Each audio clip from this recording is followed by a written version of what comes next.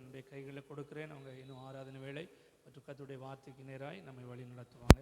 ஆண்டவரும் அருமை இரட்சகருமான இயேசு கிறிஸ்துவின் இனிதான நாமத்தினாலே யாவருக்கும் என்னுடைய மாலை வணக்கங்கள்.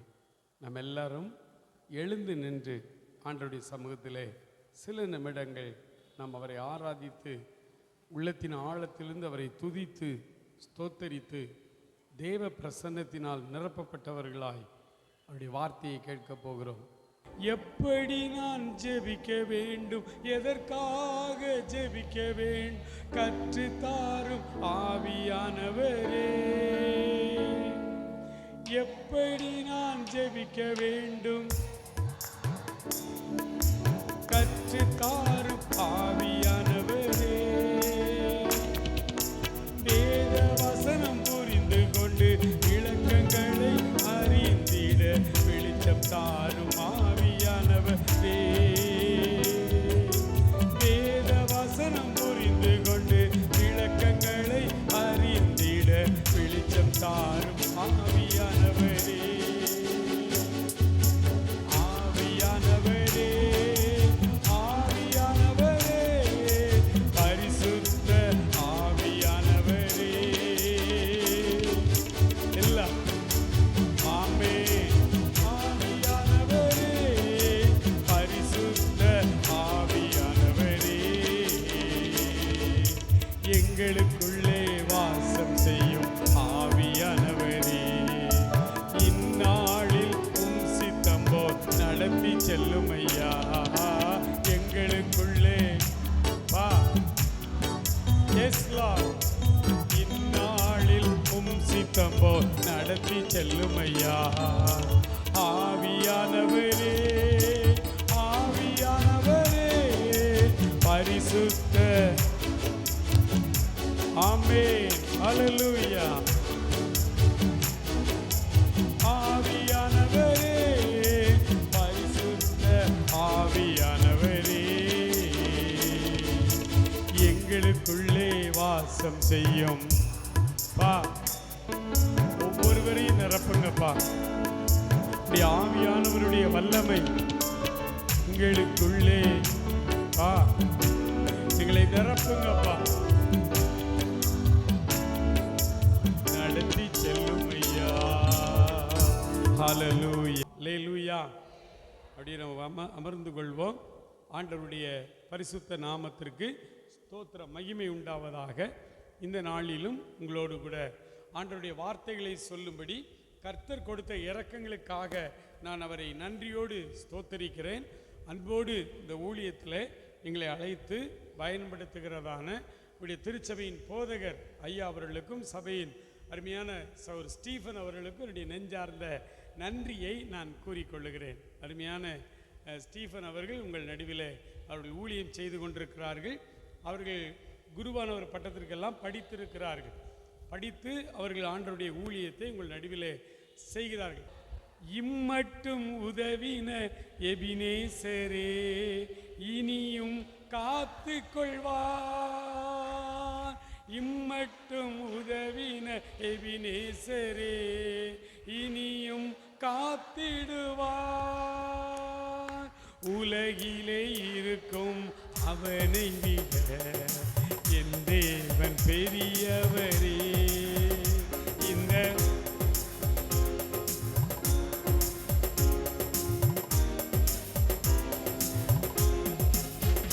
இரத்த கோட்டைக்குள்ளே நான் நுழைந்து விட்டேன். இனி எதுவும் அணுகாது, எந்த தீங்கும் தீண்டாது. இரத்த கோட்டைக்குள்ளே நான் நுழைந்து விட்டேன். இனி எதுவும் அணுகாது, எந்த தீங்கும் தீண்டாது. அல்லேலூயா. நேற்று இந்த இரத்த கோட்டைக்குள்ள இந்த பாட்டோடு ஆண்டவருடைய வார்த்தையை முடித்தோம். இன்னைக்கு அதிலிருந்து துவங்க போகிறோம். நம்முடைய ஆவிக்குரிய வாழ்வு, நம்முடைய சரீரமாகிய ஆலயம் இடிந்து கிடக்கிறது. அலங்கம் இடிந்து கிடக்கிறது. அதன் வாசல்கள் நெருப்பினால் சுட்டரிக்கப்பட்டு கிடக்கிறது. அலங்கத்தை எழுப்பி கட்ட வேண்டும். அப்பொழுதுதான் நம் ஒவ்வொருவருடைய சரீரமாகிய ஆலயம் தேவன் தங்குகிற ஆலயமாய், ஆண்டவர் உலாவி வருகிற ஆலயமாய் அது மாற்றப்படும். அப்பொழுது பரலோகத்தின் தேவன் நம்முடைய காரியங்களை கைகூட வர பண்ணுவார். அல்லேலூயா. எத்தனை தேவைகளோடு நம்ம கஷ்டப்பட்டுக்கிட்டு இருக்கோம் பாருங்க. பழைய ஏற்பாட்டு 39 புஸ்தகம் இருக்கு, புதிய ஏற்பாட்டில் 27 புஸ்தகம் இருக்கு. இந்த பழைய ஏற்பாட்டில் 39 புஸ்தகத்தையும் நீங்க வாசி பார்த்தீங்கன்னா இயேசு அல்லது கிறிஸ்து இந்த பெயர் இருக்காது, இயேசு கிறிஸ்துங்கிற பெயர் இருக்காது.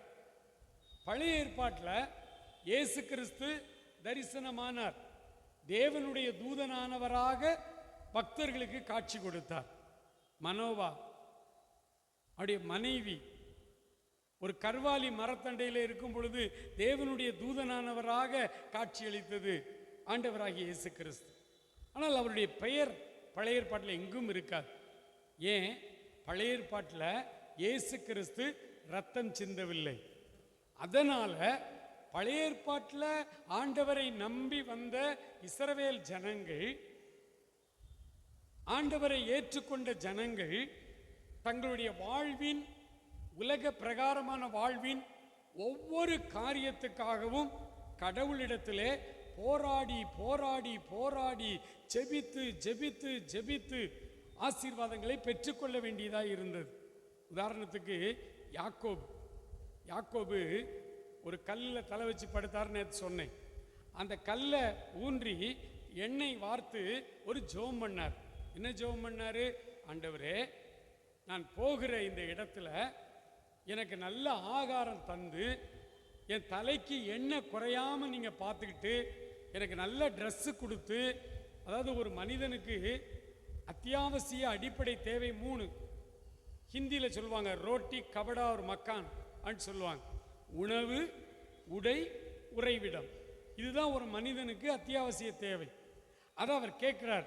நான் போகிற இந்த தேசத்தில் என்னை நீர் காப்பாற்றி என் தலைக்கு எண்ணெய் குறையாமலும் ஆகார குறைவு இல்லாமலும் வஸ்திர குறைவு இல்லாமலும் என்னை நீர் பார்த்து கொண்டு, அதன் பிறகு நான் போகிற தேசத்திலிருந்து மறுபடியும் என் தகப்பன் வீட்டுக்கு சமாதானத்தோடு என்னை அழைத்து வருவீரானால் நீர் எனக்கு தேவனாயிருப்பீர், நான் உங்களுக்கு பக்த கோடியாயிருப்பேன். அப்போ நீங்க தர்ற எல்லாத்துலேயும் நான் உங்களுக்கு தசம பாகம் தருவேன். இப்படி ஒரு ஜெபம் பண்ணார். இது ஒரு ஆரம்ப கால ஜெபம், ஆண்டவரை பற்றி அறியாத காலத்தில் உள்ள ஒரு ஜெபம் கூட சொல்லலாம். அந்த ஜெபத்தையும் நம் ஆண்டவர் அங்கீகரித்து யாக்கோபை மிக நன்றாய் பார்த்து கொண்டார். அல்லேலூயா. இப்போ எல்லாம் 20 ஆண்டுகளுக்கு மேலாயிற்று. மாமா வீட்டில் 20 ஆண்டுகளுக்கு மேலாக அங்கே வேலை செய்து சம்பாதித்து மனைவிமார்கள், பிள்ளைகள், ஆடு மாடுகள், திரளான செல்வங்களோடு, வேலைக்காரர்கள், வேலைக்காரிகளோடு பெரிய பட்டாளமாய் புறப்பட்டு வருகிறார். அப்படி புறப்பட்டு தன்னுடைய தகப்பன் தேசத்திற்கு அவர் வந்து கொண்டிருந்த பொழுது ஒரு தகவல் அவருக்கு வருகிறது.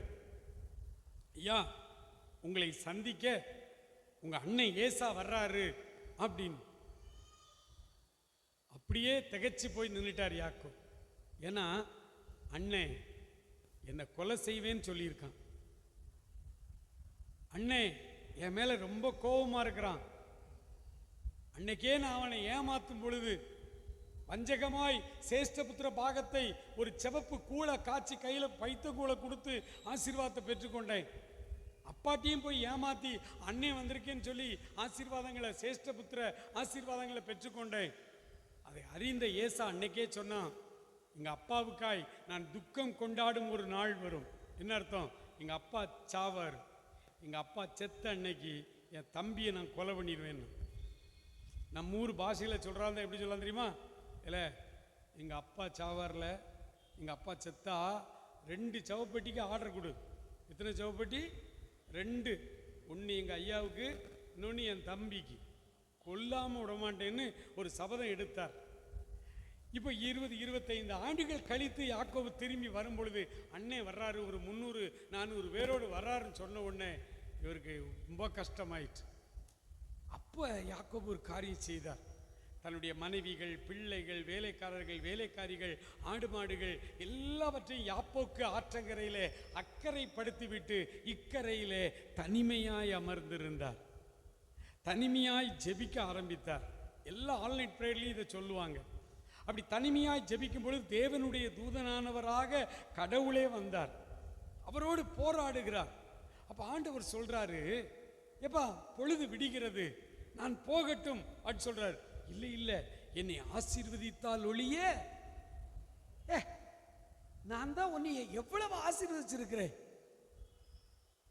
நீ தலைக்கு எண்ணெயும் ட்ரெஸ்ஸும் சாப்பாடு தான் கேட்ட. உனக்கு 4 மனைவி, ஒண்ணுக்கு ஒண்ணு இலவசம். ஒரு சேலை எடுத்தால், செல்வராணியில சொல்லுவான், ஒரு சேலை எடுத்தால், இதை எப்ப கொண்டாந்துட்டாங்க பாருங்க, யாக்கோபு காலத்திலே 4 மனைவிகள், 4 மனைவிக்கும் பிள்ளைகள். பிள்ளை செல்வம் தான் அந்த காலத்தில் பெரிய செல்வம். அப்புறம் ஆடு மாடு செல்வம், இதான் அந்தஸ்து அந்த காலத்தில். அப்ப ஆடு மாடு, வேலைக்காரர்கள், வேலைக்காரிகள், பெரிய பட்டாளம் மாதிரி இருக்கான். யாக்கோபு அவ்வளோ ஆசீர்வாதமா இருக்கார். ஆனா இப்போ சொல்றார் ராத்திரியில, என்னை ஆசீர்வதித்தால் ஒழிய உண்மை நான் போக விடு. என்னையா உனக்கு இனிமே என்னையா ஆசீர்வாதம் தரணும்? இல்லைன்னா தந்திருக்கனே. இல்லை இல்லை, இதெல்லாம் ஆசீர்வாதம் இல்லை. பிள்ளை செல்வம், கல்வி செல்வம், ஆடு மாடு கால்நடை செல்வம், தங்க கட்டிகள், இதுவல்ல ஆசீர்வாதம். என் ஜீவன் தப்ப வேண்டும். அல்லேலூயா. ஆமா, பட்டு சேலை புதுசா இப்ப திருநெல்வேலிக்கு வந்திருக்குது. ஒரு சேலை 75,000 ரூபா, கொஞ்சம் தான். ஒரு சேலை எவ்வளவு? 75,000. சரி, நான் என்ன செய்கிறேன், நாளைக்கு ஜெபத்துக்கு இந்த பிரசங்கத்துக்கு வரும்பொழுது நான் ஒரு 5 சேலை 75,000 கொடுத்து 2.25 லட்சத்துக்கு 5 சேலை எடுத்து இங்கே வச்சிடுறேன். வச்சுட்டு சொல்கிறேன் உங்கள்கிட்ட, எப்பா எது சேலை இலவசமாக தர்றேன், 5 பேர் முன்னாடி வாங்க அப்படின்னு நான் சொன்னால் உங்களுக்கு எப்படி இருக்கும்? முதல்ல சந்தேகப்படுவிய, இந்த ஆள் சும்மா சொல்றானா? 75,000 ரூபா ஒரு சேலை இலவசமா தாரேன்னு சொல்றாரு. அப்ப நான் சொல்றேன், முதல்ல வர்ற 5 பேருக்கு இந்த சேலையை, ஆளுக்கு ஒரு சேலை நீங்க எடுத்துக்கலாம். சேலை ஃப்ரீ, சேலை ஃப்ரீயா தந்துடுவேன். ஆனா அதுக்கு பதிலா நான் உங்க உயிரை மட்டும் எடுத்துக்கிடுவேன். ஆடா போயா, உயிர் போன பிறகு 75,000 ரூபா சேலை இருந்த இடத்துக்கு 10,000 ரூபா சேலை இருந்த இடத்துக்கு உயிர் தானே முக்கியம். உலக ஆசீர்வாதத்திற்கும் இந்த ஆவிக்குரிய ஆசீர்வாதத்துக்கு இடையில் உள்ள வித்தியாசத்தை திருச்சபை மக்கள் இன்னுமே முழுசா புரிஞ்சுக்கிட்டாங்களான்னு எனக்கு தெரியல. ரொம்ப பேருக்கு ஆசீர்வாதம்னா எதுன்னே தெரியல. ஆசீர்வாதம்னாலே ஒரு காரு, பங்களா, பிள்ளைகள், குட்டிகள், கணவர், மனைவி, வேலை, அரசாங்க வேலை, இப்படி சில காரியங்கள் நமக்குள்ள வச்சிருக்கோம். இதைத்தான் ஆசீர்வாதம் என்று நம்பிக்கொண்டிருக்கிறோம். யாக்கோபும் அப்படிதான் நம்பினாரு. ஆனா அவர் தன்னுடைய 25 ஆண்டு கால குடும்ப வாழ்க்கையில அவர் கண்டுபிடிச்சாரு, இதுவல்ல ஆசீர்வாதம், என்னுடைய உயிர் தான். சொல்லுங்களேன், உயிர் தான் ஆசீர்வாதம்.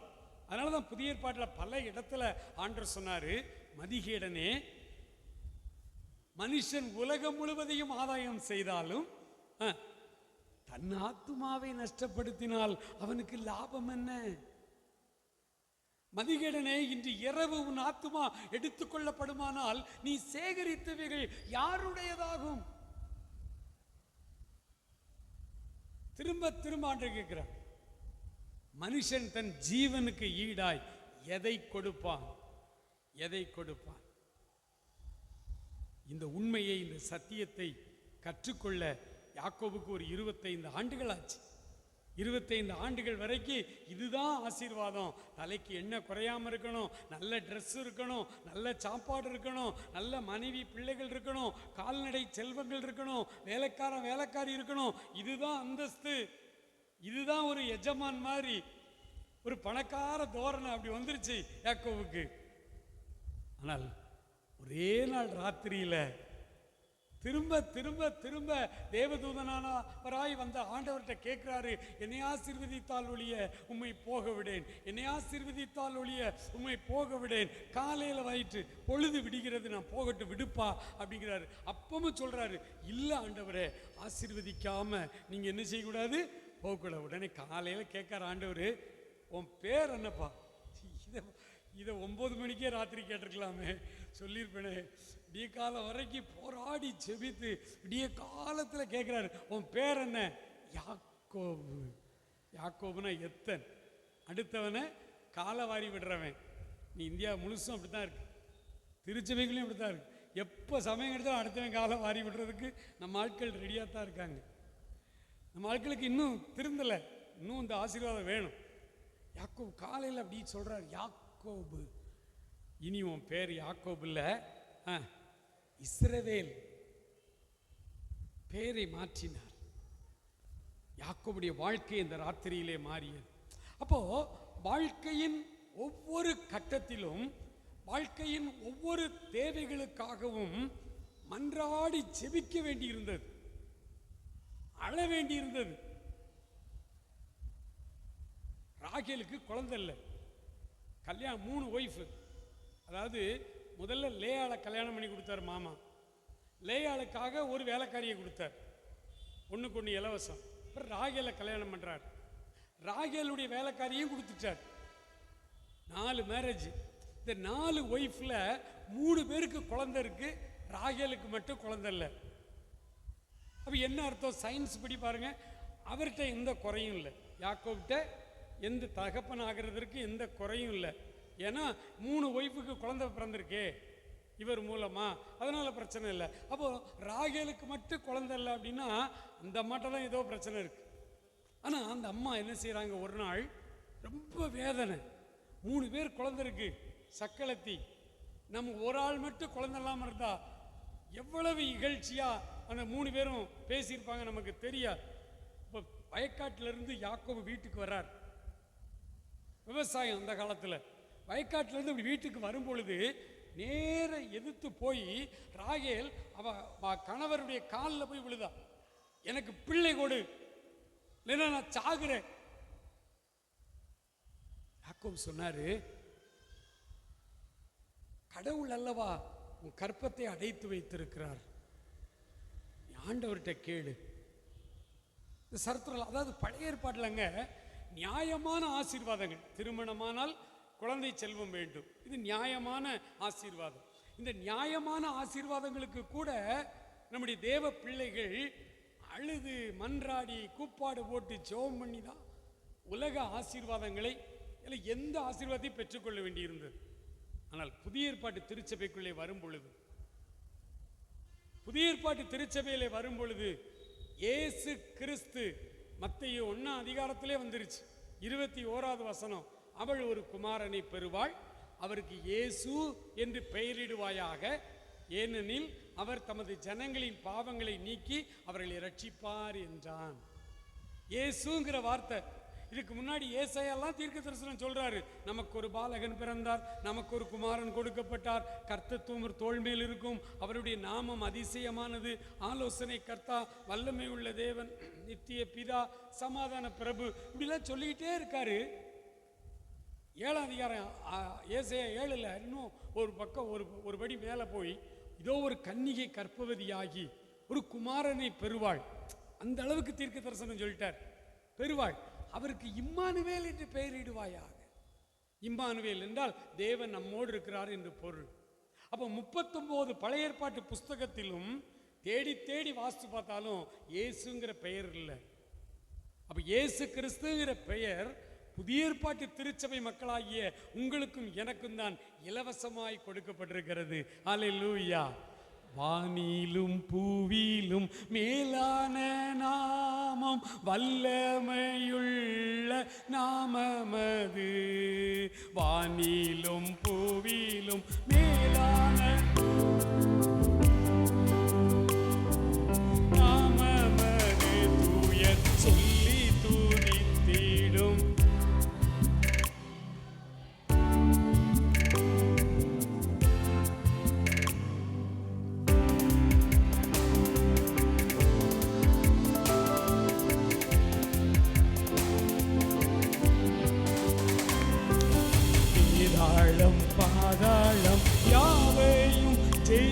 வைத்த வீரமுள்ள தீரு நாமமது. வேதாளம் பாதாளம் யாவையும் வீரமுள்ள தீரு நாமமது. நாமும் வென்றிடுவோம், நாமும் வென்றிடுவோம் இந்த நாமத்திலே, இயேசு என்ற தீரு நாமத்தில் எப்போதுமே மிக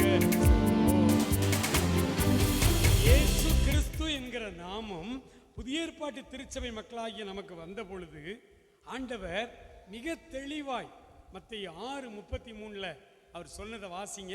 தெரிஞ்ச வசனம் தான். 6:33 மத்தேயு வாசிக்கலாமா? தேவனுடைய ராஜ்யத்தையும் அதனுடைய நீதியையும் தேடுங்கள், அப்பொழுது இவைகள் எல்லாம் உங்களுக்கு கூட கொடுக்கும்.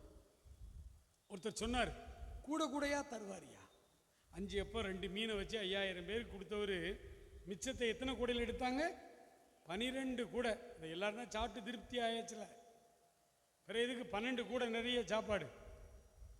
ஆண்டவருடைய ராஜ்யத்தையும் புதிய ஏற்பாட்டு திருச்சபை மக்களாகிய நீங்களும் நானும் பழைய ஏற்பாட்டு பிரமாணங்களின்படி, பழைய ஏற்பாட்டு புஸ்தகத்தின்படி வாழ்க்கை ஒரு தலைவலி காய்ச்சல் கூட அழுதுகிட்டே ஜெபிச்சுக்கிட்டு இருக்கக்கூடாது. நமக்கு வருகிற சகல பிரச்சனைகளும் சகல காரியங்களிலும் நமக்கு அற்புதம் செய்யவும், நம்மை காப்பாற்றவும், நம்மை வழி நடத்தவும், நம்முடைய உலக பிரகாரமான நம்முடைய தேவைகளை சந்திக்கவும். மத்தேயு 5:6 வாசி பாருங்க. அவர் திரும்ப திரும்ப சொல்றார், கவலைப்படாதப்பா. சிம்பிளான ஒரு செர்மன், ஒரு பிரசங்கம்னா மலை பிரசங்கம் தான். எடுத்த உடனே சொன்னார், கவலைப்படாதிருங்கள், உங்கள் கடனுக்காக கவலைப்படாதிருங்கள், ஒரு தலை முடி வெள்ளை கருப்பு வெள்ளையாயிட்டுன்னு கவலைப்படாத, சரீரத்தில் ஒரு முழம் கூட்டவோ குறைக்கவோ உன்னால முடியாது, நீ கவலைப்படாத. கவலைப்பட்டா கடன் அடபடும்னு வச்சுக்கிடுங்க.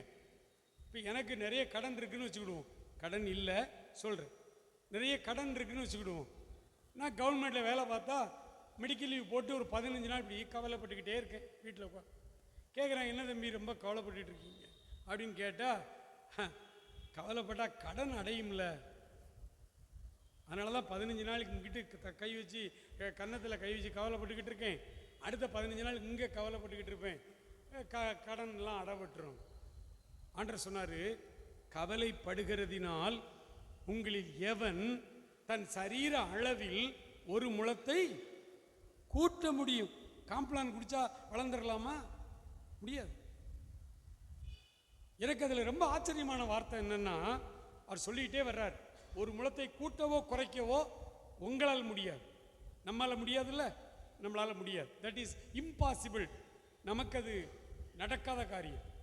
உங்கள் தலையில் உள்ள ஒரு முடியை கூட வெள்ளையாகவோ கருப்பாகவோ நீங்கள் என்ன செய்ய முடியாது, மாற்ற முடியாது. டவுட்டாக இருக்குல்ல, வெள்ளை முடி இருந்தால் தான் டை அடித்தா தான் கருப்பாயிருது. காட்ரேஜ் கம்பெனிக்காரன் சொல்கிறான், வெள்ளை முடியா கவலை வேண்டாம், என்னிடத்திலே வாருங்கள், உங்கள் முடியை கருப்பாய். அதை பைபிள் சொன்னால் அதாங்க உண்மை. உலகத்தில் எந்த கண்டுபிடிப்பும் பொய்யாத்தான் இருக்கும், இதுதான் உண்மையாக இருக்கும். அவர் சொன்னார், ஒரு முடியை கூட நீ வெள்ளையாவோ கருப்பாகவோ மாற்ற முடியாது, மாற்ற முடியாது. அப்போ டை அடிக்கிறோமே, டை அடிக்கிற எல்லாரையுமே நீங்கள் பாருங்களேன், கொஞ்ச நாள் கழிச்சா மண்டை அப்படியே ரோஸ் கலரில் மாறி கருப்பாக மாறாது. தற்காலிகமாக கருப்பாக தெரியும், ஆனால் ஆக்சுவல் கருப்பு இல்லை, அது அப்படியே ரோஸ் கலரில் மாறிடும். நீங்கள் பார்த்துருக்கலாம், நிறைய ரொம்ப வயசானோடனே இந்த டை அடிக்கிறதெல்லாம் விட்டுருவாங்க நம்ம மக்கள். அப்போ பார்த்தா மண்டையெல்லாம் செம்பட்டையாக இருக்கும், இல்லை ரோஸ் கலரில் இருக்கும். அப்போ பைபிள் சொன்னால் தான் உண்மை. அப்போ அவர் சொல்கிறாரு, ஒரு முழத்தை கூட கூட்டவோ குறைக்கவோ முடியாது, நம்பர் 1.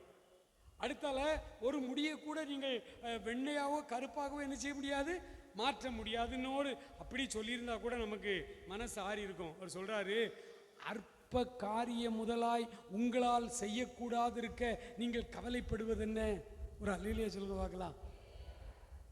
ஒரு முழத்தை கூட்டுறது குறைக்கிறது ஏசப்பாவுக்கு எப்படிப்பட்ட காரியமா? காரியம். அல்லேலூயா, பிரைஸ் தி லார்ட். நம்ம ஆண்டவருக்கு இதெல்லாம் லேசான காரியம். அதனால அவர் சொன்னாரு, கவலைப்படாத. நீ கவலைப்படுறதுனால எதையும் நீ சாதிக்க முடியாது. நீ கவலைப்படுறதுனால எதையும் நீ சாதிக்க முடியாது. அதனால கவலைப்படாத. அப்ப கவலைப்படாம என்ன செய்ய? உன் கவலையெல்லாம் என்னிடத்தில் இறக்கி வைத்து விடுங்கள். 2 வசனம் வாசிக்க வேண்டாம், தெரியும். 1 பேதுரு 5:7, சங்கீதம் 55:22 ரெண்டுலையும் சொல்றாரு, உங்கள் கவலைகளை எல்லாம் என் மேல் இறக்கி வைத்து விடுங்கள். கர்த்தர் மேல் உன் பாரத்தை வைத்து விடு, அவர் உன்னை ஆதரிப்பார். அவர் உங்கள் விசாரிக்கிறவர் ஆனபடியினால் உங்கள் கவலைகளை எல்லாம் அவர் மேல் வைத்து விடுங்கள். புதிய ஏற்பாட்டு திருச்சபைக்கு நம்ம திருச்சபைகள் இருக்கிறதுனால ஆண்டவருடைய இரத்தம், மன்னிப்பு, கிருபையின் காலம் நமக்குள்ள இருக்கிறதுனால நம்ம என்ன செய்ய வேண்டியதில்லை, ஆண்டவரே எனக்கு அது வேணும், இது வேணும், அந்த பிரச்சனை இருக்கு, குடும்பத்தில் இந்த பிரச்சனை இருக்கு, கவலைப்படாதீங்க. எல்லாத்தையும் ஸ்தோத்திரத்தோடு கூடிய ஜெபத்தினாலும் வேண்டுதலினாலும் தேவனுக்கு என்ன செய்யுங்க?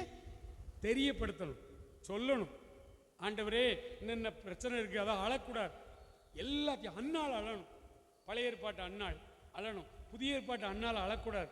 பிரச்சனை எல்லாம் ஆண்டவர்கிட்ட இறக்கி வச்சுட்டு எல்லாத்தையும் அவர்கிட்ட சொல்லிட்டு விசுவாசத்தோடு நம்ம வந்து தேவனுடைய ராஜ்யத்தையும் அதனுடைய நீதியையும் தேடணும். நம்ம செய்யத்தக்கது தேவனுடைய ராஜ்யத்தையும் அதனுடைய நீதியும் தான் நம்ம சிந்தனையிலே இருக்கணும். அதைத்தான் தேடிக்கிட்டே இருக்கணும். அதை தேடிக்கிட்டே இருக்கும்போது நமக்கு தேவையான இந்த உலக காரியங்கள் எல்லாம் நம்ம பின்னால ஓடி வரும். சொன்னாரு, நாளைய தினத்திற்காக கூட நீங்க என்ன செய்யாதீங்க. நாளைய தினம் தன்னுடையவைகளுக்காக என்ன செய்யும்? கவலைப்படும். ஆண்டவருடைய பிள்ளைகளா நீங்க மாறிட்டீங்கன்னா நாளைய தினம் தான் யோசிக்கும், நாளைக்கு இவனுக்கு ஒரு 500 ரூபா கொடுக்கணுமே, உன் பிள்ளைக்கு ஃபீஸ் கட்டணுமே, ஒரு 10,000 ரூபா கொடுக்கணுமே அப்படின்னு யார் கவலைப்படணும்? நாளைய தினம் கவலைப்படும். நம்ம கவலைப்படக்கூடாது. நம்ம தான் பிரச்சனையை ஏசப்பாட்ட சொல்லிட்டோமே. நான் 35 ஆண்டுகள் அரசு உயர்நிலை மற்றும் மேல்நிலை பள்ளிகளில் ஆசிரியரை வேலை பார்த்து, அதன் பிறகு ஒரு 58 வயசு தான் முதல்ல ரிட்டையர்மெண்ட்னு சொல்லி தான் என்னை வேலையில் சேர்த்தாங்க. 57 வயசு எனக்கு வரும்பொழுது 60 வயசில் ரிட்டையர்ட் ஆகலான்னாங்க. எப்பா டீ கூட்டிக்கிட்டே போனீங்கன்னா சாகிற வரைக்கும் வாத்தியாராக இருக்க வச்சிருக்க போல. எனக்கு நிறைய வேலை இருக்குன்னு 58 வயசில் நான் வேலைக்கு சேரும் பொழுது எனக்கு வாக்கு கொடுத்த அரசாங்கம் 58 வயசு தான். 58 வயசில் வேண்டான்ட்டு நான் வந்துட்டேன். ஏன்னா அப்போவே 36 வருஷம் வேலை செஞ்சுட்டேன். சின்ன வயசில் ஆண்டவரை ஏற்றுக்கொண்டேங்க. அடுத்த வருஷமே எனக்கு அரசாங்கத்தில் இலவசமாக வேலை கொடுத்தார். அல்லேலூயா, பிரைஸ் தி லார்ட். சரி, இவ்வளோ வருஷங்கள் நான் வேலை பார்த்துட்டே வர்றேன், ஆண்டவரை போதிச்சுக்கிட்டே இருக்கிறேன், நானும் ப்ராக்டிஸ் பண்ணிக்கிட்டே இருக்கிறேன். 2000 மூலைக்கரப்பட்டி அரசு மேல்நிலை பள்ளியில் ஆசிரியராய் வேலை செய்துட்டு இருக்கிறேன். திருநெல்வேலியிலேருந்து மூலைக்கரப்பட்டி போயிட்டு வரணும்.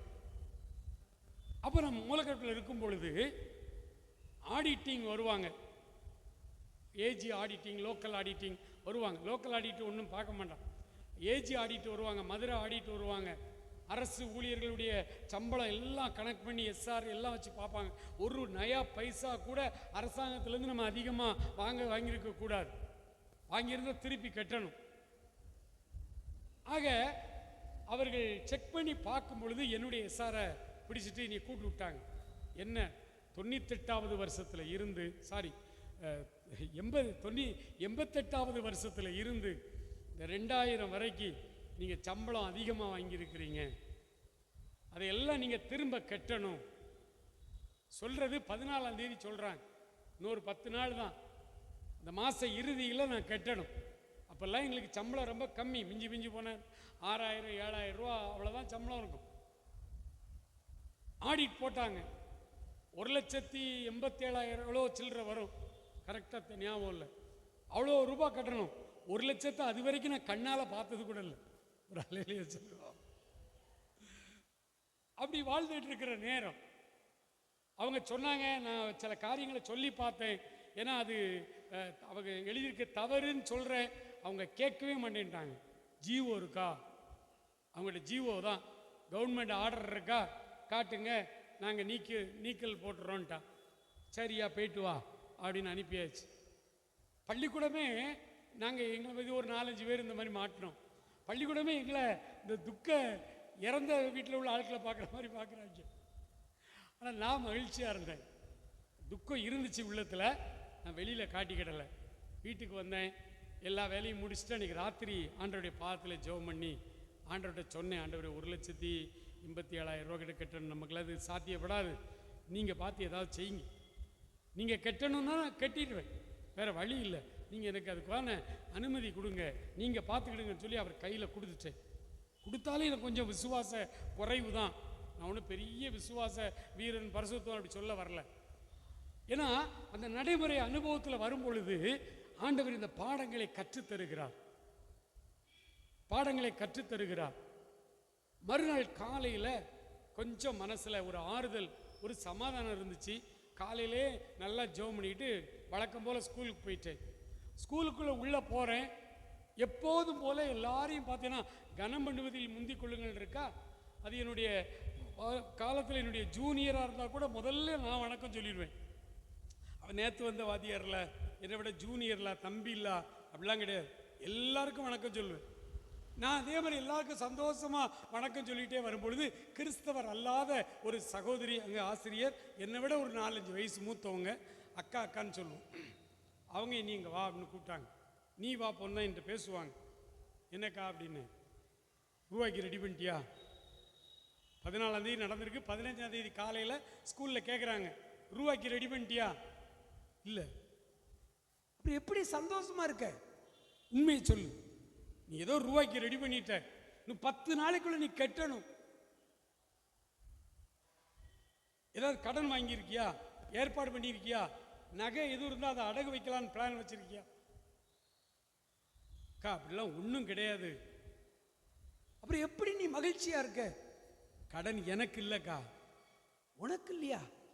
ஆமாம், எங்கள் அப்பா ஒருத்தர் இருக்கார், அவர்கிட்ட சொல்லிட்டேன், நான் அவர் பிள்ளை, என் கடன் அவர் கடன், அவர்லாம் அடைக்கணும் அப்படின்னு. அவர் உடனே, இந்த கிறிஸ்தவங்களே இப்படித்தாயா, எதை கேட்டாலும் ஏசப்பா ஏசப்பாம்பிய.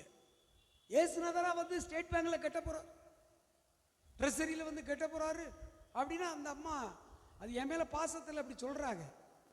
நான் சொன்னேன் அதெல்லாம் கிடையாது, எங்கள் அப்பாட்ட சொல்லிட்டேன், எங்கள் அப்பா கட்டுவார். நீங்கள் நம்ப மாட்டீங்க, 22ஆம் தேதி 7 நாள் ஆகிருக்கு. 22ஆம் தேதி அரசாங்கத்தில் சென்னை ஹைகோர்ட்லேருந்து ஒரு ஆர்டர் போட்டான்.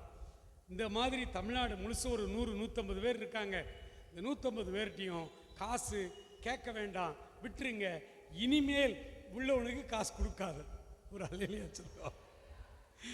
ஒரே ஒரு ஆர்டர். அந்த ஆடிட்டர் கேட்டார், கவர்மெண்ட் ஆர்டர் இருக்கான்னு கேட்டார். 22ஆம் தேதி ஆர்டர் போட்டான். ஒரு 5-6 நாளில் ஆர்டர் கையில் வந்துருச்சு. அந்த ஆர்டரை கொண்டு மதுரையில் ஆஃபீஸில் ஒப்படைச்சோம். எல்லாம் ஒரு பைசா கூட நான் வந்து அந்த டீச்சர்கிட்ட சொன்னேன், டீச்சர் ஆண்டவர் கட்டுவார்னு கட்டிட்டார் அப்படின்னு. ஒரு அல்லேலூயா சொல்லுங்க பார்க்கலாம். இதெல்லாம் நீங்கள் இயேசுநாதரோட இந்த வாழ்க்கையில், புதிய ஏற்பாட்டு திருச்சபையில் இப்படிப்பட்ட அற்புதங்கள் அன்னிதினமும் நம்ம வாழ்க்கையில் நடக்குங்க.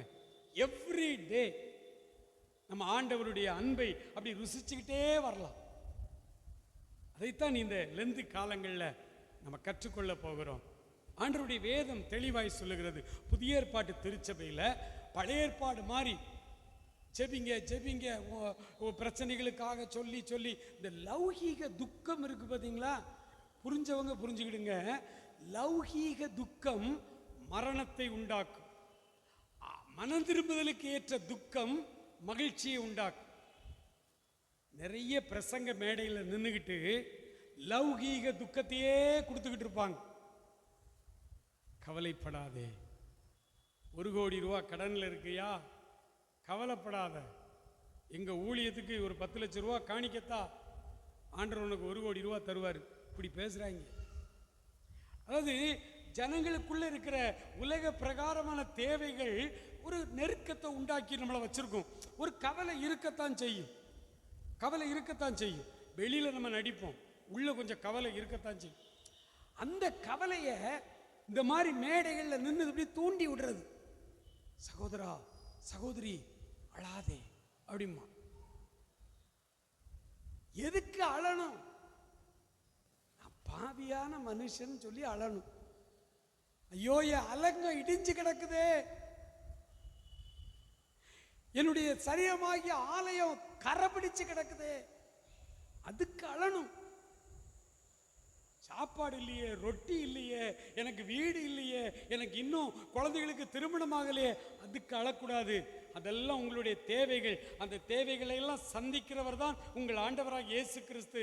அவரிடத்துல உங்களுடைய தேவைகளை, உங்கள் கவலைகளை எல்லாம் நீங்க அவர்கிட்ட சொல்லிடணும். அவர்கிட்ட சொல்லிட்டு இனி அவர் பார்த்துக்கிடுவாரு, நான் அவர் வேலையை பார்ப்பேன்னு சொல்லி தேவனுடைய ராஜ்யம், அதனுடைய நீதி கெடுத்த காரியங்களை தான் நாம செய்யணும். அல்லேலூயா, அல்லேலூயா.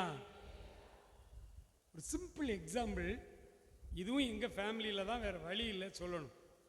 என்னுடைய மனைவி இப்போ ராமநாதபுரத்தில் அரசு மேல்நிலைப் பள்ளியில் டீச்சராக இருக்காங்க.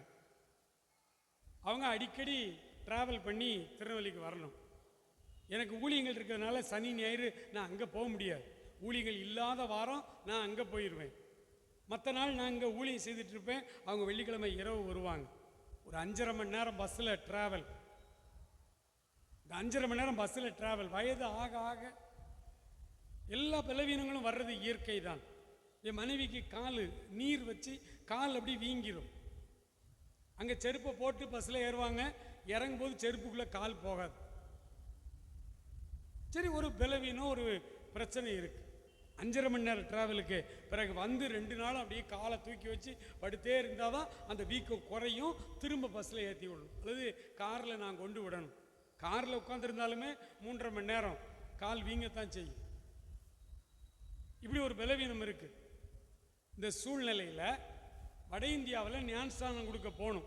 கோயா ஆதிவாசி மக்கள் சொன்னேன் இல்லையா, அந்த மிஷினரி பணிக்காக என்னை கூப்பிட்டுருக்காங்க, நான் போகணும். சரி, எப்போதும் தனியாக போகிறோமே, ஒய்ஃபையும் கூட்டிகிட்டு போகணும்னு சொல்லி, நீ வர்றியாமான்னு, வாரேன், டிக்கெட் போடுங்கன்னாங்க. டிக்கெட் போட்டாச்சு. ட்ரெயினில் இங்கேருந்து போகணும். ஒரு குறிப்பிட்ட தெலுங்கானா வரைக்கும் ட்ரெயினில் போவோம். அங்கேருந்து ஒரு கார் அரேஞ்ச் பண்ணியிருக்காங்க. அந்த காரில் ஒரு 5.5 மணி நேரம் பயணம், அந்த ஸ்பாட்டுக்கு போகணும். அதுக்கப்புறம் சின்ன சின்ன கிராமத்துக்குள்ள போய் ஒரு நதி ஒன்று ஓடுது, அந்த நதியில் ஞானஸ்நானம் கொடுக்கணும் 2 ஃபேமிலிக்கு. இப்படி பல ஊழிய காரியங்களோடு நாங்கள் போகிறோம். போயிட்டோம், ஊழியங்கள்லாம் முடிஞ்சுது. 2-3 நாள் அங்கே தங்கி இருக்கிறோம். அந்த 2-3 நாளும் அந்த 6 கிராமத்துக்குள்ளே இப்படி சுற்றி வர்றோம். திரும்ப காரில் 5.5 மணி நேரம் ட்ராவல் பண்ணி ரயில்வே ஸ்டேஷனில் விட்டுட்டு போயிட்டாங்க. 1 மணி நேரம் காத்திருந்து ட்ரெயின் ஏறியாச்சு. மறுநாள் வந்து ஊரில் இறங்குறோம். ஊரில் இறங்கும் போது தான் என்னுடைய மனைவி சொன்னாங்க, இங்கே பாருங்க, எவ்வளோ ட்ராவல் பண்ணுறது, கால் வீங்கவே இல்லை. ஒரு அலையில சொல்லுவோமா, கால் வீங்கவே இல்லை. எவ்வளவு கடினமான டிராவல். வட இந்தியா சட்டீஸ்கருக்குள்ள கால் வீங்கல. இதெல்லாம் மிராக்கிள், அற்புதம். மறுவாரம் ராம்நாட்டுக்கு பஸ்ல போறாங்க, கால் வீங்குது. ஆண்டவர் நம்மோடு கூட இருந்து அவர் வேலையை நம்ம பார்க்கணும். அவருடைய ராஜ்யத்துக்கு அடுத்த காரியம். அதனால தான் ஆண்டவர் சொன்னாரு, என்னுடைய வீடு ஜெப வீடு என்று எழுதப்பட்டிருக்கிறது, எல்லாருக்கும் ஜெப வீடு, அதை கள்ளர் குகையாக்கினீர்களேன்னு கோபப்பட்டார். ஆண்டவருக்கு அது பிடிக்காது. அவருடைய ராஜ்யத்துக்கு அடுத்த காரியம், அதைத்தான் நம்ம சிந்திக்கணும். இப்போ அவருடைய ராஜ்யத்துக்கு அடுத்த காரியம் என்ன அப்படின்னா, நம்முடைய சரீரமாகிய ஆலயம். இதிலிருந்து காலத்தில் நம்முடைய சரீரமாகிய ஆலயம் இடிந்து கிடக்கிறது. இடிந்து கிடக்கிற இந்த ஆலயத்தை, இந்த மதிலை முதலாவது நாம் எழுப்பி கட்ட வேண்டும். ஆண்டவருடைய வேத வசனம் சொல்லுது, ஏசாயா தீர்க்க தரிசன புஸ்தகம் 60ஆம் அதிகாரம் 18வது வசனத்தை எடுத்து வாசித்து பாருங்கள். ஏசாயா 60:18 வாசிங்க.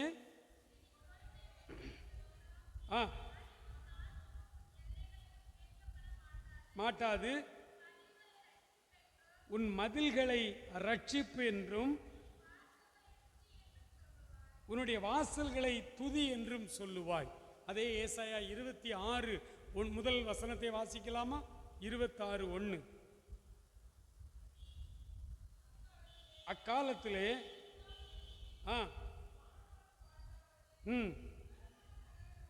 பெலனான நகரம் நமக்கு உண்டு, ரட்சிப்பே அதற்கு மதிலும் அரணுமாய் அவர் ஏற்படுத்துவார். அப்போ நம்முடைய இருதயத்தை, ஆவிக்குரிய வாழ்வை காவல் காக்கிற அந்த மதில் ரட்சிப்பு. இந்த மதில் இடிந்து விழாமல் பாதுகாப்பது நம்முடைய ஜெபம். இந்த நாட்களில் நாம் முதலாவது தேவ சமூகத்திலே ஜெபிக்கிறவர்களாய் மாற வேண்டும். ஆண்டவர் இயேசு கிறிஸ்து தான் ஜெப வாழ்வுக்கு ஒரு சிறந்த முன்மாதிரி.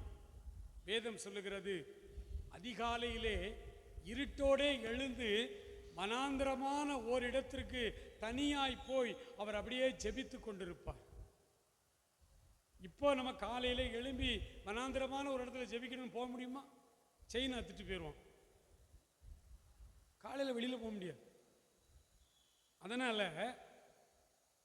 திருநெல்வேலி மாநகராட்சி பகுதியிலெல்லாம் நிறைய சர்ச்சில் 6 மணிக்கு பிறகு ஜெபமே.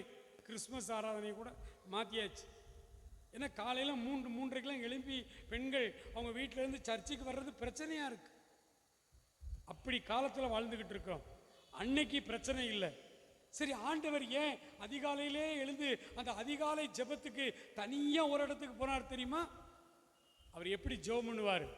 பலத்த சத்தத்தோடும் கண்ணீரோடும் வேதனையோடும் ஜெபிப்பார். ஆண்டவர் இடத்தில் பலத்த சத்தத்தோடு ஜெபிப்பார்.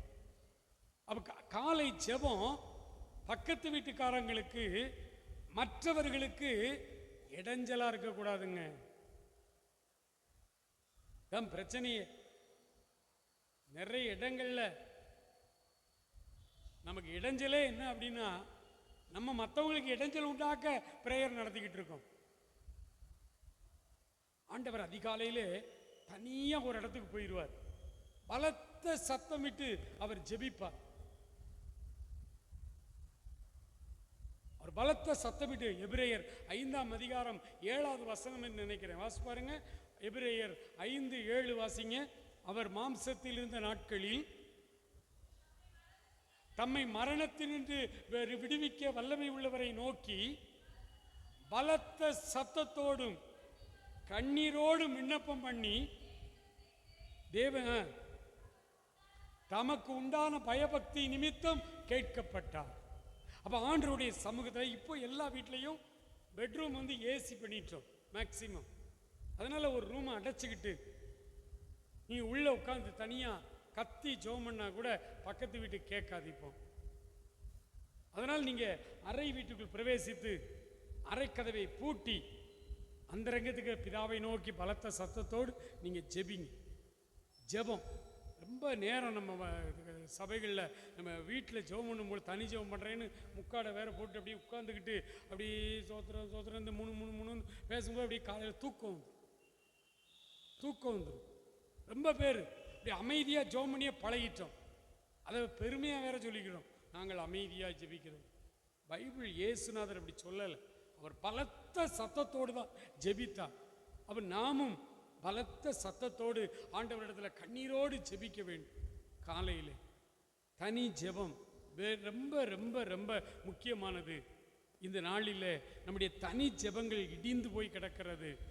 ஜெபம் இல்லைன்னு வச்சுங்களேன், ரட்சிப்பாகிய மதில் உடைஞ்சிரும். மதில் உடைஞ்சிருச்சுன்னா எதிரி உள்ள வருவான். எதிரி ஈஸியாக உள்ள வருவான். அப்புறம் எனக்கு அந்த பிரச்சனை, இந்த பிரச்சனை, எனக்கு பிசாசு பிரச்சனை அப்படின்னு சொல்லி என் பிள்ளைகள் சொன்ன பேச்சு கேட்க மாட்டேங்குது, எதிர்த்து பேசுது அப்படின்னா, பைபிள் அழகா சொல்லுது, ஒருவனுடைய வழிகள் கர்த்தருக்கு பிரியமாய் இருந்தால் அவனுடைய சத்துருக்களும் அவனோடு சிநேகிதமாகும்படி செய்வார். சத்துருக்கள் கூட சிநேகமாய் மாறுவாங்களாம். அப்படின்னா ஒரு குடும்ப தலைவர் இருக்கார், 2 பசங்க இருக்காங்க, சொன்ன பேச்சே கேட்க மாட்டேக்கான். 2 பேரும் 18-20 வயசு ஆயிடுச்சு. அப்பாவை எதிர்த்து பேசுறான். இப்போ சின்ன வயசுல அடிக்கலாம், திருத்தலாம், இப்போ ஒன்றும் செய்ய முடியாது. இப்போ இந்த குடும்ப தலைவர் தேவ பாதத்திலே தன்னுடைய ஜெப வாழ்க்கையிலே வளர்ந்து ஆண்டவரோடு நல்மனம் பொருந்தி தன்னுடைய வழிகளை சரியாய் பார்த்து கொள்வாரானால் 2 பேரும் ஆட்டோமேட்டிக்காக கீழ்ப்படிவான். என்ன நடந்ததுன்னு நமக்கு தெரியும், கீழ்ப்படிவான். நிறைய நேரங்களில் கணவன் மனைவிக்குள்ள அண்டர்ஸ்டாண்டிங் இல்லாமல் நிறைய சண்டைகள் வரும். கணவர் அவர் சொல்றது ரொம்ப நியாயமாக இருக்கும், தனியாக கேட்டா. அந்த பிரச்சனையில் மனைவி என்ன சொல்கிறாங்கன்னு அவங்ககிட்ட கேட்டால் அவங்க சொல்கிறதும் சரியாக இருக்கும். சரியாக இருக்கிறனால தான் அவங்க அப்படி சண்டை போடுறாங்க. இவரும் சரியாக இருக்கிறதுனால தான் விட்டு கொடுக்காம இவரும் சண்டை போடுறார். தப்புன்னு தெரிஞ்சால் 2 பேரில் ஒருத்தர் விட்டு கொடுத்துருவாங்க. 2 பேருமே சரின்னு நினைக்கிறதுனால தான் சண்டை குடும்பத்துக்குள்ள. அப்போது இந்த கணவர் நம்ம சொல்கிறத கேட்க மாட்டேங்கிறார். அவர் போக்கில் தான் போகிறார். எதுக்கு சண்டை கண்டை போட்டோம்னா எடுத்து உடைக்காரு, நஷ்டம்தான் உண்டாகுது. அப்போ மனைவி நல்ல ஜெபிக்கிற ஒரு அம்மா அப்படின்னா, நீங்கள் இந்த குடும்ப பிரச்சனையை அப்படியே இயேசுநாதர்கிட்ட கொண்டாந்துருங்க. காலை ஜெபத்தில், தனி ஜெபத்தில் நீங்கள் இயேசுநாதர்கிட்ட சொல்ல ஆரம்பிங்க. இப்படி பிரச்சனை இருக்குது, இந்த மனுஷனுக்கு சொன்னால் புரிய மாட்டேங்க, இப்படியே சொல்லுங்க. சும்மா இயேசுநாதர்கிட்ட நாங்கள் மைக்கில் பேசுகிற மாதிரிலாம் நீங்கள் பேசக்கூடாது. இது பப்ளிக்காக எல்லோரும் இருக்கிறதுனால இலக்கண ரீதியாக அன்பு நிறைந்த ஆண்டவரே, இந்த நல்ல வேலைக்காய் ஸ்தோத்திரம் அப்பா அப்படி சொல்கிறோம். நீங்கள் தனி ஜெபத்தில் போய் இப்படி ட்ராமட்டிக்கலாக என்ன செய்யக்கூடாது, ஜெபிக்க விடாது. அங்கே அப்பாட்ட பிள்ளை பேசுகிற மாதிரி.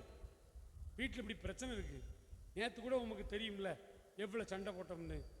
இந்த பிரச்சனைக்கு என்ன செய்ய? இந்த மனுஷனுக்கு சொன்னால் புத்தி இல்லை, கேட்க மாட்டாங்க. நீங்கள் ஏதாவது செய்யுங்க அப்படின்னு உங்கள் பிரச்சனையை ஏசப்பாட்ட கொண்டு போயிட்டு உங்களுடைய வழிகளை, அதாவது உங்களுடைய அந்த ஆவிக்குரிய காரியங்களில் நீங்கள் சரியாய் உங்களுடைய வழிகள் கர்த்தருக்கு பிரியமாக நீங்கள் நடக்க ஆரம்பிச்சிட்டிங்கன்னா ஆட்டோமேட்டிக்காக உங்கள் ஹஸ்பண்டு அன்றைக்கி என்னவோ சொன்னீங்க, நீ சொல்கிறதான் சரியாக தெரியுது, அப்படியே பண்ணிக்கலாம் அப்படி சொல்கிறாரா இல்லைன்னு செக் பண்ணி பாருங்க. நாங்கள் பேசுகிறது எதுவுமே இந்த ஆகாயத்தில் செலமம் பண்ணுற மாதிரிலாம் இல்லை.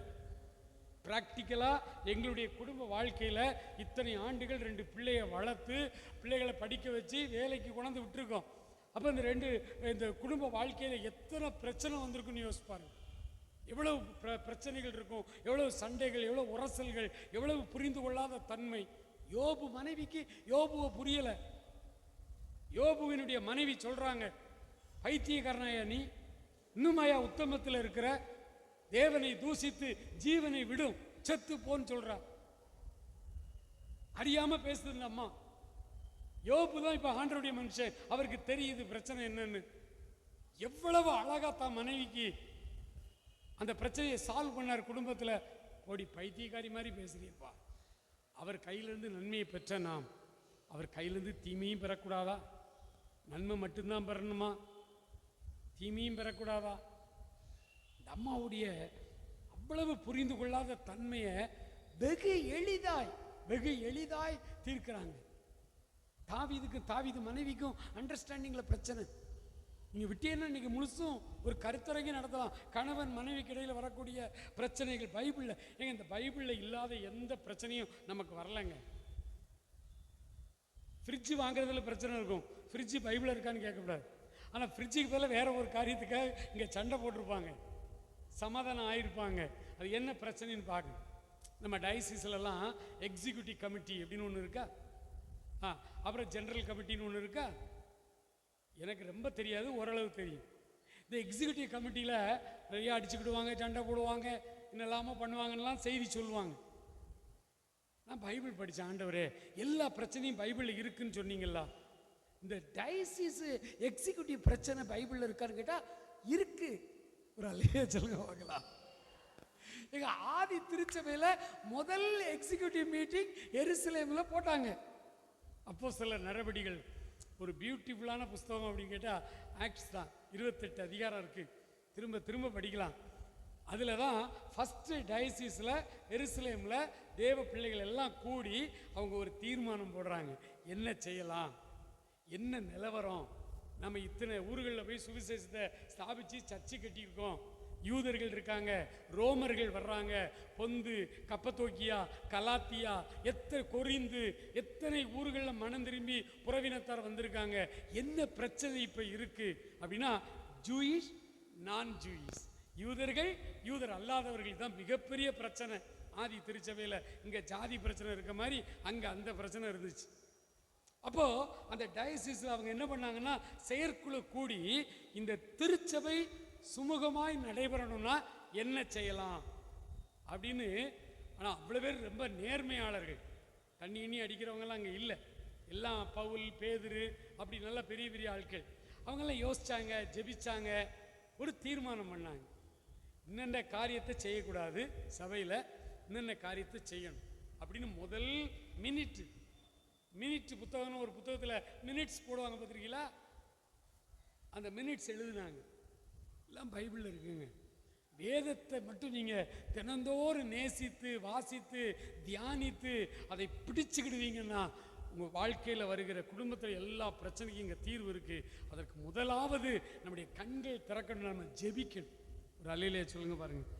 அல்லேலூயா. முதலாவது நம் தேவ சமூகத்தில் நம் பலத்த சத்தத்தோடும் கண்ணீரோடும் ஜெபிக்க பழகுங்கள். ஜெபிக்க பழகுங்கள். ஜெபிக்க பழகுங்கள். ஜெபிச்சுக்கிட்டே இருங்க. அந்த காலையில் ஜெபத்தை விட்டுறாதீங்க. அந்த கரெக்டு டைமுக்கு அலாரம் வச்சு ஒரு 30-40 நாள் கஷ்டப்பட்டு எழுப்பி முகத்தை கழுவிட்டு ப்ரேயரில் உட்காருங்க. அதுக்கப்புறம் தன்னால் உங்கள் உடம்பு பழகிரும். கரெக்டாக அலாரம் அடிக்கிறதுக்கு 1 நிமிஷத்துக்கு முன்னாலே முழிச்சிருவீங்க. ஆனால் ராத்திரி 10:30க்குள்ளே படுத்துடணும். மொபைல் நோண்டுற வேலையே இருக்கக்கூடாது. அதிலிருந்து முதல்ல கடவுள் நம்மளை விடுதலை பண்ணணும், விடுவிக்கணும்னு நீங்கள் ஜெபிக்கணும். காலை ஜெபத்தை விட்டுறாதீங்க. அதிகமாக தேவ சமூகத்தில் ஜெபம் பண்ணுங்க. நீங்கள் ஜெபம் பண்ணி பைபிள் வாசித்து ஜெபம் பண்ணி, ஒரு பரிசுத்தவான் சொன்னார், நான் ஜெபிக்கும் பொழுது நான் ஏசப்பாவோட பேசிக்கிட்டு இருக்கேன், அவர் கேட்டுக்கிட்டே இருப்பார். ஜெபம் முடிஞ்சு நான் பைபிள் வாசிப்பேன், அப்போ ஏசப்பா என் கூட பேசுவார், நான் ஏசப்பாட்ட பேசுவேன், ஏசப்பா என் கூட பேசுவார். அப்படின்னா நேரம் போகிறதே தெரியாது.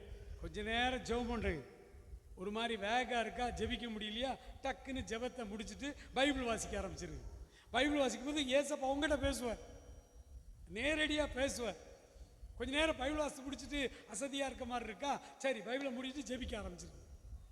ஜெபிங்க, பைபிள் வாசிங்க, பைபிள் வாசிங்க, ஜெபிங்க. காலையில் 2 மணி நேரம் 3 மணி நேரம் ஜெபிச்சுக்கிட்டே இருக்கு. ஒரு அலையிலே சொல்லுங்க பார்க்கலாம். இந்த லென்த் டேஸ்னு ஒரு 20 நாள் இருக்கா, இந்த 20 நாளாவது அப்படி செய்து பாருங்களேன்.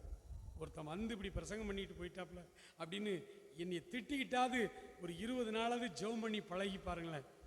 அப்புறம் ஜெபத்தை லைஃப் லாங்காக விடவே மாட்டீங்க.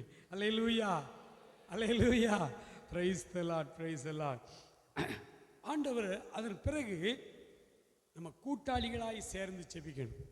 1 யோவான் வாசிங்க, 1ஆம் அதிகாரம் 3வது வசனம். 1 யோவான் 1ஆம் அதிகாரம் 3வது வசனம் வாசிங்க. நீங்களும் எங்களோடு ஐக்கியம் உள்ளவர்களாய் ஆகும்படி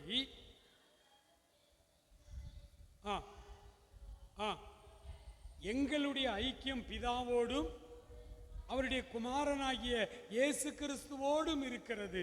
யோவான் மிக அழகாய் திருச்சபைக்கு எழுதுகிறார். எங்களுடைய ஐக்கியம் பிதாவாகிய தேவனோடும் அவருடைய குமாரனாகிய இயேசு கிறிஸ்துவோடும் நாங்கள் ஐக்கியப்பட்டிருக்கிறோம். எங்களோட ஐக்கியமாகுங்க. அப்போ நம்ம ஐக்கியம் கடவுளோடும் அப்போஸ்தலர்களோடும் இருக்கணும். நமக்குன்னு சொல்லி ஒரு ஃப்ரெண்ட் சர்க்கிள், ஒரு நண்பர் வட்டாரம், அதை ஏற்படுத்துக்கத்தான் சபையில் ஆண்கள் ஐக்கிய சங்கம், தாய்மார் சங்கம், வாலிப ஆண்கள் சங்கம், வாலிப பெண்கள் சங்கம், இதெல்லாம் சர்ச்சில் ஏற்படுத்தி வச்சுருக்கோம். எதுக்கு? இந்த சிநேகிதர்களாய் சேர்ந்து ஜெபிக்கணும். அப்படி சேர்ந்து நம்ம ஜெபிக்கும் பொழுதுதான் நிறைய மறைபொருளை நம்ம கற்றுக்கொள்ள முடியும். அன்னைக்கு ராஜா ஒரு பெரிய சொப்பனம் கண்டு என்ன சொல்லிட்டாரு? சொப்பனத்தையும் சொல்லணும், அர்த்தத்தையும் சொல்லணும்ட்டார். என்ன ராஜா, ஊர் உலகத்தில் இல்லாத சொல்றீங்க, சொப்பனத்தை சொல்லுங்க, அர்த்தம் சொல்றேன். இவர் சொன்னார், நான் நம்ப மாட்டேன். நான் சொப்பனம் சொன்னா நீனா ஒரு அர்த்தம் சொல்லுவேன், நீனா ஒரு அர்த்தம் சொல்லுவேன். வேண்டாம், சொப்பனத்தையும் சொல்லு, அர்த்தத்தையும் சொல்லு, அப்ப நம்புவேன். இல்லைன்னா அவ்வளோ வெட்டிடுவேன். ராஜா சட்டம் போட்டார். தானியேல் உடனே ஒரு காரியம் செய்தார். சாத்ராக், ஆபேத்நேகோ, அந்த மேஷாக் 3 பேரையும் கூப்பிட்டு இவரும் சேர்ந்து 4 பேரும் இரவிலே ஜெபம் பண்ணினார். நண்பர்களாய் கூடி ஜெபித்தார்கள். அன்று இரவு தானியேலுடைய உள்ளத்துக்குள்ளே, மைண்டுக்குள்ள அந்த கனவு அப்படி படம் மாதிரி வந்துச்சு, அப்படியே படம் மாதிரி வந்துச்சு. அப்போஸ்தலர் 14 வீட்டில் போய் வாசி பாருங்க. ஒரு நிறைய பேர் பவுலோட சேர்ந்து ஜெபம் பண்ணிக்கிட்டு இருக்காங்க. மனாசே, நீகர், அப்புறம் பவுல், சவுல், அந்த சவுல்கிட்ட வளர்க்கப்பட்ட மனாயிம் எல்லாம் ஜெபம் பண்ணாங்க. அப்படி எல்லா கர்த்தருக்கு ஆராதனை செய்து கொண்டிருந்த பொழுது கர்த்தர் தீர்க்க தரிசனமாய் பேசினார். நான் அழைத்த ஊழியத்திற்கு பவுலையும் பர்னபாவையும் பிரித்து விடுங்கள் என்று கர்த்தர் திருவிழாமற்றினார். சேர்ந்து ஜெபிக்கும் பொழுது கர்த்தர் சில மர்மங்களை நமக்கு வெளிப்படுத்துகிறார். நம்முடைய தனி ஜெபம், நம்முடைய ஐக்கிய ஜெபம், இது ரெண்டும் தான் நம்முடைய ரட்சிப்பென்னும் மதிலை பாதுகாத்துக் கொள்கிறது. எழுந்து நின்று நம்மை ஒப்பு கொடுப்போமா? ஆண்டவரே, இன்னும் இருக்கிற இந்த 20 நாளாவது நான் ஜெபிக்க ஆரம்பிக்கிறேன். எழுந்து நிற்போம், எல்லார் கண்களை மூடிக்கொள்வோம். ஆண்டவருடைய சமூகத்தில் நாம் ஜெபிக்க போகிறோம். தொடர்ந்து இந்த ஜெபத்தை அபியாசப்படுத்த போகிறோம்.